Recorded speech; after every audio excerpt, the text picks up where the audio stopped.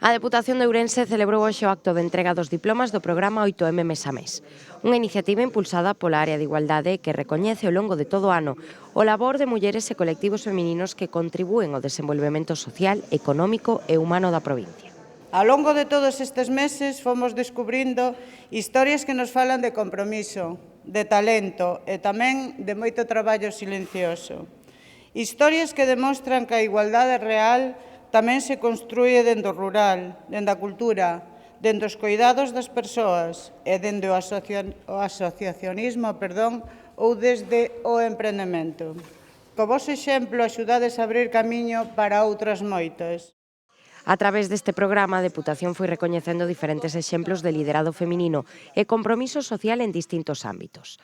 As premiadas foron Supermulleres de Boborás, a escritora Inma Soto, Mulleres Rurais de Arnuide, Aspadisi, SAF a Bola, a traballadora do Servizo de Extinción de Incendios Noelia Conde, a Asociación Femuro, a pianista María del Mar Blanco, a pastora Elvira Pérez e referentes como a modista Julia Feijó ou a comunicadora Montse Estévez. Onde hai igualdade, hai progreso. Onde hai oportunidades, hai un territorio vivo. Pechamos hoxe o segundo ano do programa 8M Mes a Mes, coa satisfacción do camiño iniciado, pero, sobre todo, coa responsabilidade de seguir avanzando.